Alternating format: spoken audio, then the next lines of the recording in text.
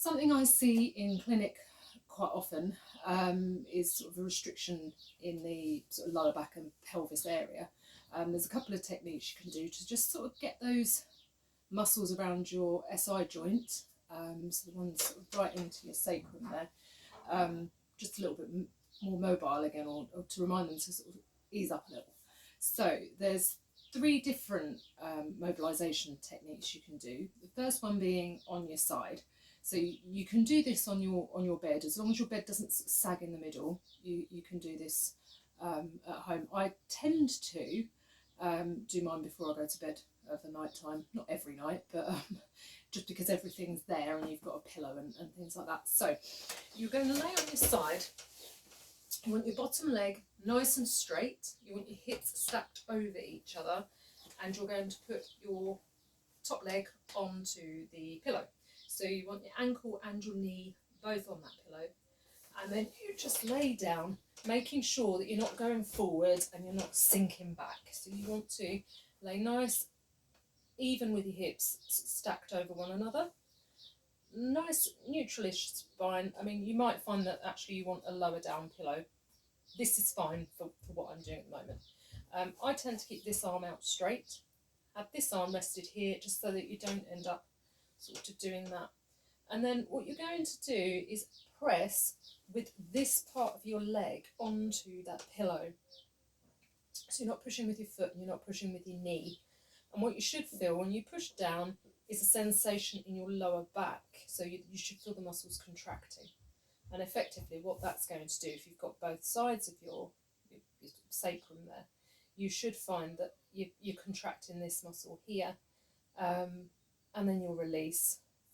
So you're going to contract it for 10 seconds, or you're going to push down on the pillow for 10 seconds, relax for 10 seconds, and then go back to pushing again for 10 seconds.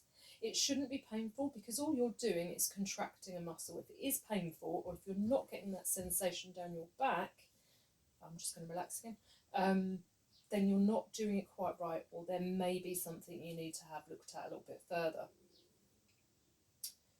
And then I'll push again for the third time.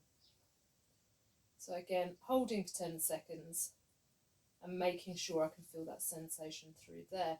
If you can only feel the sensation on your leg, so if you're pushing with your knee, you're not going to get that sensation there. And equally, if you're pushing with your ankle, you're probably going to make your leg ache a little bit, but you're not going to get that same sensation.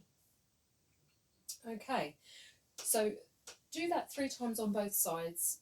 Even if you might only be having a problem on one side, so you might have pain on one side of your hip, do it on all 3 sides, I was going to say, on both sides, because I was going to say about 3 exercises.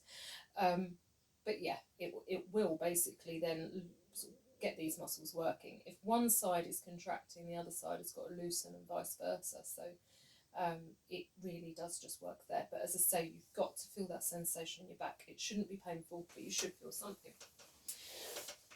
Moving on, you can then just rest flat on your back. So you want your lower back touching the bed. Really, you shouldn't be sort of arching up. So you shouldn't be able to get your hands under there quite comfortably, like easily. You should push lower back down onto the bed. And then bringing your knees up at a nice 45-degree angle. Keep them nice and level, and then just pop your hands between your knees there, and you're going to just gently press basically push your knees into your hands. And what you should feel, whilst you'll feel the sensation that you're pushing against your hands, you'll feel your hands on your knees, as it were, you should feel your lower back contracting again. So gently pushing into there. And you're going to hold that for 10 seconds. And then you're going to release it. I mean, you can put your feet down if you want to, if you've not got quite the core strength that you need, or if it's hurting your hip flexors to keep your legs up like that, you can put them down between each repetition. So then bringing up again and then pushing again for 10 seconds.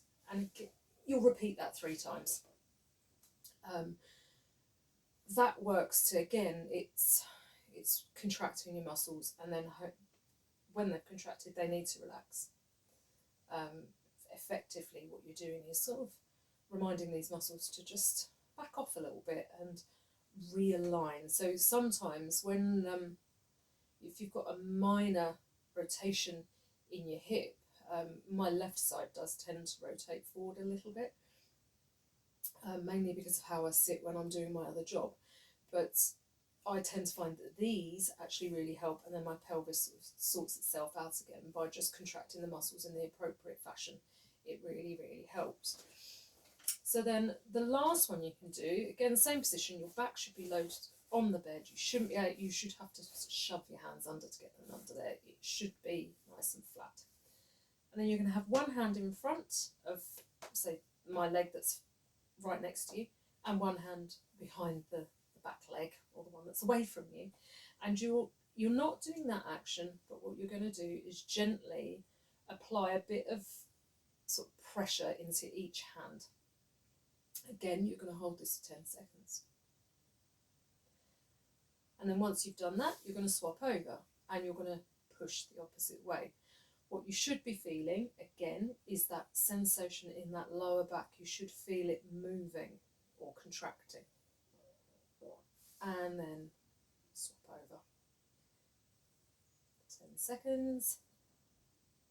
If you find that this is hurting your hips, or as said earlier with the other stretch, or mobilisation, if it's hurting right into where your hip, where your leg meets your pelvis here, then you can put your feet down between each repetition. You don't have to keep them up like I'm doing. Obviously, I do these on average once a week, if not a little bit more often. So you can put your feet down. If you're finding that you're getting pain here, you shouldn't get pain there, or you shouldn't find it's getting uncomfortable there.